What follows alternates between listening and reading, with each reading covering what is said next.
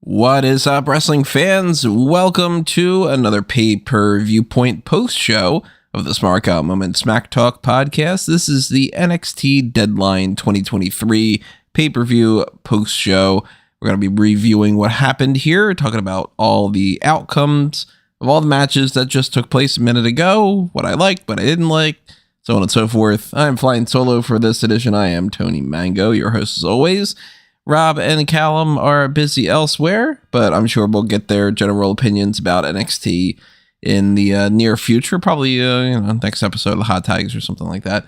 But nothing really happened on this episode that I feel was some game-changing type of thing.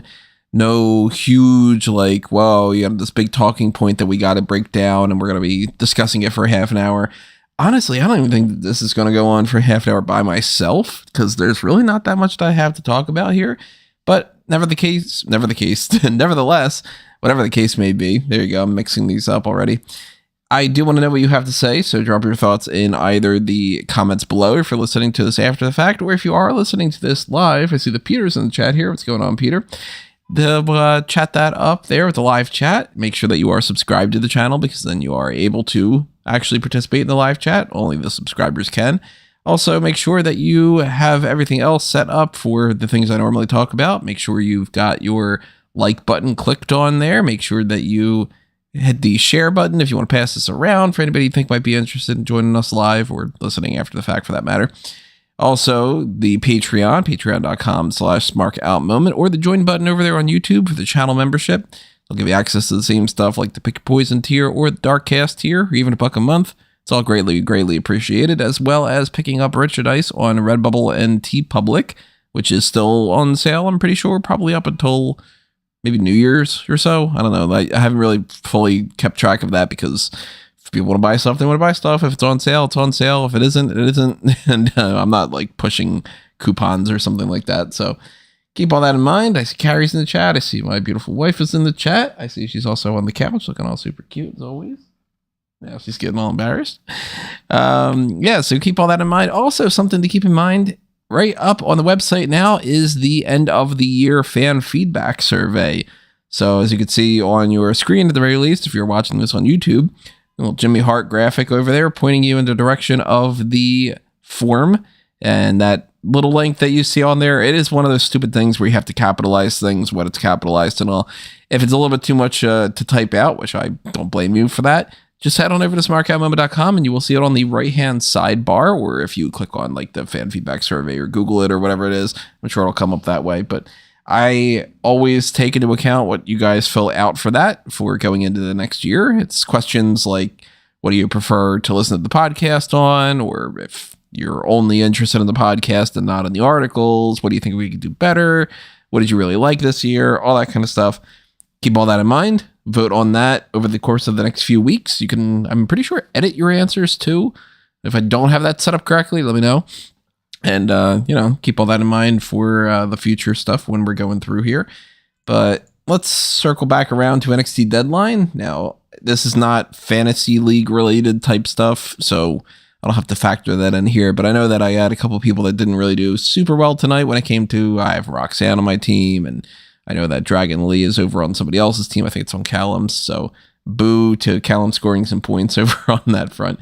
But here's the breakdown of the matches themselves, any other kind of talking points. We started off with the kickoff. Nothing to talk about there, except the match itself was Axiom against Nathan Frazer, a.k.a. Axiom beating Nathan Frazer, and they had a match. That's it. The way I wrote it down on eWrestling News was, good match, nothing too memorable or must-see, but they know how to do flippy stuff, and, well, they did that, because that's what happened. So I got nothing to say about it. Shawn Michaels started off the actual show with the typical DX, are you ready? And he was interrupted by CM Punk, who had a Bret Hart hoodie on, and HBK teased him for that for a split second. And then they had a little back and forth about taking a selfie, because when Punk was backstage, people can say they grew up watching him, and he grew up watching watching Shawn Michaels, so he was going to get a selfie in the same kind of way. And he mentioned again, he hasn't signed to a particular brand between Raw, NXT, and SmackDown. But hey, he's going to make a decision about that on Monday. And then they pretty much just played his music, and it looked very awkward, and it seemed like they were being rushed out there. So again, nothing really happened here, and there's not much to talk about. They just wanted to get CM Punk out there for a pop. Dragon Lee then beat Dominik Mysterio to win the NXT North American Championship, which goes to show that this title has been bouncing around in a way that can't possibly be what their original plans were. It seemed like they wanted to do a story with Mustafa Ali, Tyler Bate, and Wesley, and somehow that came around to multiple rematches with Dragon Lee and Dominik Mysterio and Mustafa Ali getting released right before, like days before his match on pay-per-view, and now days before the match that Wesley seemingly was going to win this. He gets his back injury, so Dragon Lee just gets inserted again, and now we're in a spot where Dragon Lee's the champion. So it was a Raw superstar defending an NXT belt against the SmackDown star, and now the SmackDown star is the champion. I can't imagine they had a plan going into this that was anywhere close to this, at least up until just a few days ago. And I don't know if they really have any kind of a plan going forward, but I guess their mentality is just, we wanted to get it off of Dom. We'll put it on Dragon Lee. He'll wrestle a couple matches and we'll sort it all out down the line. Nobody stands out to me as the go-to option for being the next North American champion. And I don't even think that they would have anybody in mind either. So whether they wanted Dragon Lee to be in this spot sooner or later, or they wanted Wesley, or they wanted Mustafa Ali, all the Lees are getting kind of mixed up here. Dominik Mysterio, not the champion anymore. Nobody from Judgment Day even came out to help or anything. So I don't know if they're going to address this on Monday Night Raw, or if they are going to be in a set of circumstances where they're just going to try to bypass it very quickly and not call attention to him dropping that belt. But it does potentially mean that maybe the Judgment Day could drop their tag titles relatively soon as well, or maybe we get some kind of other kind of spin around here with like championships, and Dom not being the North American champion could be a focal point of tension for Judgment Day, or they could just not care whatsoever. I don't know. That's more interesting to me than what necessarily happens with Dragon Lee. But I guess we're going to have to figure out what's going on with Dragon Lee over due time, because right now he is already in the already eliminated, I should say, from the United States Championship tournament that they've got going on. Santos Escobar beat him last night on Friday Night SmackDown. And Bobby Lashley, who's been perpetually a heel who slaps the hands of all the fans in the crowd. I don't know what they're doing with him either. Karrion Kross has been waiting for weeks to get a push and to do something, and they brought him back just to lose to Bobby Lashley. So they're kind of in a state of chaos right now as far as where a lot of people are being pushed, and I don't think that it's necessarily for like that's what they want to do. But I guess we'll find out in probably 5 weeks or so, because we're in that time period where right now there's no other pay-per-views up until the Royal Rumble at the end of January. They're going to be coasting for the end of the year. They've already taken care of Tribute to the Troops. They are going to have Roman next week on SmackDown. He's just going to be doing his usual thing, and Punk will do the whole thing on Monday Night Raw. They're going to have like 1 to 2 stories per week that they care about, and that's about it. So I don't think Dragon Lee and the North American Championship is really going to be one of those main priorities. Maybe it is. I don't know. I don't anticipate to see him even popping up on NXT this week. I'll be honest. See, Ted's in the chat here. Tony, great show. Do you think with HBK and Triple H running things, Vince's bipolar booking is out the window, more consistency? I hope at the very least that things are going to be more consistent going forward. And I think that that's probably going to be the case. You know, the less that Vince is involved, the less that they're going to tear scripts up the last minute. But I don't know if Triple H and Shawn Michaels really have consistency on mind, or just not as crazy of a booking philosophy. So they might still be inconsistent, just less inconsistent. Consistently more consistent, maybe, is a good way of saying it. But hey, it's got to be better than when Vince is just changing things a minute before the show or during the show or something, right? So as far as inconsistency and bipolar booking and just haphazardness to begin with, the next match was the Women's Iron Survivor Challenge match. Blair Davenport, Fallon, Henley, Kelani, Jordan, Lash Legend, and Tiffany Stratton. This was kind of sloppy. Almost every single person that was involved in this had a few sloppy moments here and there. Overall, I think that the ones that stood out the most were, oddly enough, Fallon Henley. She was in there from the very beginning against Blair Davenport, and she had a couple of good spots here and there where she just kind of was like an anchor to the match. Lash Legend had a few spots where she stood out. They seem to be pushing her now with this like power game idea. So she very quickly got Fallon Henley and Tiffany Stratton and stacked them up on each other and scored 2 points after doing like a double power bomb and a double vertical suplex. But the final tally ended up being 0 points for Kelani Jordan, poor girl, 1 point for Fallon Henley, 1 point for Tiffany Stratton, and 2 for Lash Legend, 3 for Blair Davenport. Davenport gets the win. She is going to be going up against Lyra Valkyria for NXT New Year's Evil. They clarified that tonight. Both the Iron Survivor Challenge winners were going to be going up against the New Year's Evil title shot rather than Vengeance Day. Though they did do an advertisement for Vengeance Day, and despite how that's supposed to be about Valentine's Day, they had Happy Birthday playing in the background. I don't really know what that was about. It's kind of like running a commercial for Halloween and having jingle bells or something. They're just mixing stuff up a little bit. It's not the right holiday. But they did set up, hey, Davenport's going to have that match against Valkyria, only for Valkyria to come out to pose with her title and get hit from behind by Cora Jade. So now Valkyria has Lola Vice that she has the title match against whenever Lola Vice wants to do that, because she won the NXT Women's Breakout Tournament. Blair Davenport's going to be her next official challenger at NXT New Year's Evil, and Cora Jade's already jumping the gun to look like the one who's most likely going to beat her. So I wouldn't bet much at all that Blair Davenport is going to win that championship at New Year's Evil. I would think more so Cora Jade is going to win that at Vengeance Day. Maybe they might drag that out a little bit longer. That might play out at NXT Stand and Deliver. But Vengeance Day is pretty much the earliest time that I could see them pulling the trigger on an actual title change. And Cora Jade's jumping up higher up on the scale to me than Blair Davenport, or certainly Lola Vice. I mean, Davenport's got a shot. Lola Vice isn't going to do that. So they either go with a tag title shot or they just kind of forget it already, which is kind of a shame. And it's not the best situation for Lola. I said that was sloppy. I think that the next match was a little sloppy too. It was Carmelo Hayes against Lexis King. There is absolutely nothing to talk about in this match. King wanted to shake hands. Hayes didn't. Hayes wins. King got a microphone afterward and said, "I didn't attack Trick Williams, but thank you for the PLE spotlight, my friend."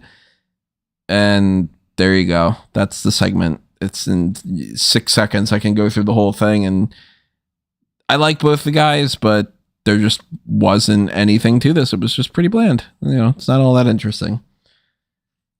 Men's Iron Survivor Challenge match was Bron Breakker, Dijak, Tyler Bate, Trick Williams, and Josh Briggs. Started off with Dijak against Briggs. They had a pretty good showing back and forth there. Overall, everybody had a good showing here. There was a final score of 2 for Briggs, 3 for Bate, Breakker, and Dijak, and Trick Williams getting the win with 4 points, all at the very last 90 seconds or so. Breakker had one of the best parts of this. When he came out, he immediately speared Briggs, Bate, and Dijak and got 3 points just within 30 seconds or so. It was one of the highlights. Bate had a couple of good spots here. He did a little helicopter thing with, I believe it was Dijak. I don't remember entirely for sure. It might have been Briggs now I'm thinking about it. But that's always fun to see. There was a double moonsault spot with Briggs and Dijak. That was fun. They did that simultaneously. Some double big boots to each other. And Eddie Thorpe came out, attacked Dijak, cost him to get a potential 4th pinfall. So they're going to continue that feud going forward. I don't know if that's going to be... We already had like a gimmick match between those two, so I don't really know what they can do that like finishes the feud if they already did a... what did they call it? Was it Last Man Standing, or was it like a street fight or something? I don't remember what it was. But Thorpe against Dijak seems like that is just going to continue going forward. Bate's just there. Briggs is going to be still involved with the metaphor. They had a little backstage segment where Briggs, Brooks Jensen, and Fallon Henley got into an argument with the other members of Metaphors. We're going to get a 6-person mixed tag match next week. And Trick Williams is your number 1 contender. So that came into play a little bit later on too. But first things first, we need a steel cage match. Kiana James against Roxanne Perez, which was kind of sloppy again. There was a spot in particular where Roxanne was powerbombed, and I think, obviously I'm not an authority here, but I think Kiana over-rotated Perez. So Roxanne almost landed on her head. She very narrowly avoided a concussion, it seems. And that was pretty much the only talking point up until the end, which was Izzy Dame interfering, slamming the door shut on Roxanne, helping Kiana James get the victory. And now it seems like Izzy Dame is just basically filling in that spot that Giovanna Borneo was in before. You know, she just got released recently. She was having panic attacks and everything. So hopefully she got that all figured out. But she is no longer in that kind of running of being Kiana's secretary or assistant or whatever they wanted to classify her. Seems like Izzy Dame is just going to be a generic lackey. And, you know, we haven't seen much of Izzy Dame, but at least she'll get on TV. So that's good for her. And she's going to lose some matches because people will beat Izzy Dame to get to Kiana James. But it's a better spot than if she was just sort of hanging around and doing nothing like Sloane Jacobs did for a while or everything. I don't know why I just thought of Sloane Jacobs out of all the people, but there you go. That's what happens. So Roxanne loses, but in a way that makes her look like, well, she could have potentially won the match if it wasn't for some outside interference, which is like defeats the whole purpose of the steel cage thing. But that's pro wrestling for you. The thing that's always meant to keep people away always has people interfere in it. So, you know, you're damned if you do, damned if you don't type of a situation. I don't really want to see this feud continue, but I guess it's probably going to. And then our main event was just Baron Corbin losing to Ilja Dragunov. Champion retains the NXT Championship. Nothing to talk about here either. It was just a match. And Dragunov took a bunch of moves until he didn't. He hits his Torpedo Moscow. He gets the win. Blah. There's nothing much to it. Go watch Dragunov against Gunther if you want to see an actual really good title match that is involving Dragunov. And Trick Williams comes out, poses to try to be like, hey, I'm coming for that belt. And Carmelo Hayes is right behind him, giving him the old stink eye. So they're just continuing that story of Hayes being a little bit jealous of Trick Williams. And, you know, it's going to implode and it's going to be Hayes against Trick. And, you know, they're going to do, whether it's a triple threat and both of them are up against Dragunov, or they end up having a title change in the midst or something. That's it. That's your pay-per-view. And there's really not much else that I can say about it. It sounds like I'm being sort of dismissive of the event and saying that it sucked or something. It didn't necessarily suck. It was just, it was bland. I don't know. That's the only term that I can really think of right now to describe it. So I am a little bit disappointed in that. I am in a state right now where I'm tired, and this pay-per-view, I had more energy before the pay-per-view started than I do now. And if this wasn't something that I was, you know, watching for like a job and all that, I probably would have paused it and came back and watched it another night, or maybe even just skipped it entirely. So it's not one of the better pay-per-views of the year. I think that the fallout is going to be more interesting than anything that actually happened tonight. Maybe I'm wrong. I don't know. And obviously, if you disagree with me, I want to know why you disagree with me. So drop your thoughts in the comments below. I agree with Peter here, saying that Trick is over with the crowd. He definitely is. Trick is somebody that I hope that they don't drop the ball with. I think that they've got something going on there for Trick Williams. So, yeah, I got nothing else on my docket to talk about. Just want to remind everybody to go back and check out some of those previous editions that we've been doing recently. Check out the DC versus Marvel content with the War Games Dark Cast and the regular stuff that was up on Smark Out Moment and Fanboys Anonymous. Obviously, go over to fanboysanonymous.com. If you are not subscribed to that channel and following that on Facebook and Twitter, checking out those things on the website itself, fanboysanon.com. You have the Patreon for that too. Share your support on that front. Darkcast is over there on Smark Out Moment, but the bonus features is up for Fanboys Anonymous. Fan Out Stable stuff coming up pretty soon. Eventually do a Royal Rumble for that, but in the meantime, we have all the other things that you can see on anthonymango.com or amangotree.com. Just go ahead and start clicking on all those accounts. Like, share, follow, favorite, subscribe, all that good stuff, including Facebook and Twitter.com/TonyMango. That's where you'll find me if I feel like tweeting out some stuff or just posting something on the general Facebook page and all.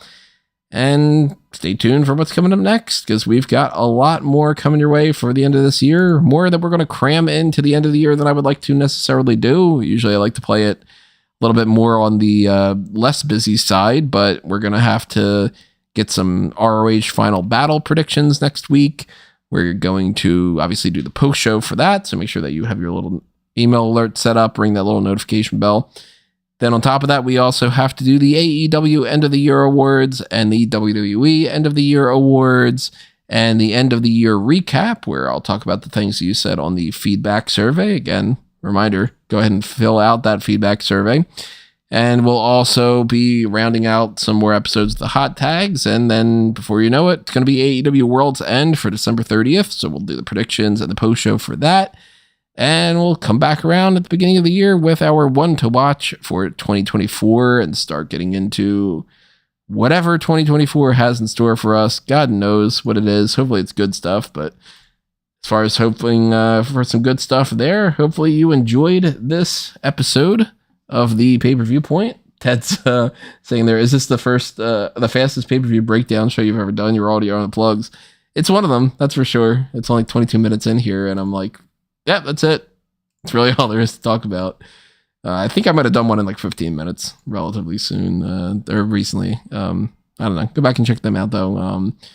Normally we go an hour or something, but that's when we have more to talk about. We're going to get plenty more content over the next couple of weeks, though. So you're not going to get sick of my voice, but hopefully you'll be tuning in. And make sure you're following Rob and Callum as well. Make sure you are checking out if anything pops up on Fanboys Anonymous, and just keep checking smarkoutmoment.com for anything else that might be happening on the non-podcast side of things as well. Adios for now, though, everybody. That's actually it. Time for me to leave, so adios to the live chat as well. And yeah, I'll talk to you guys next time. This has been another Smark Out Moment, and I am being counted out.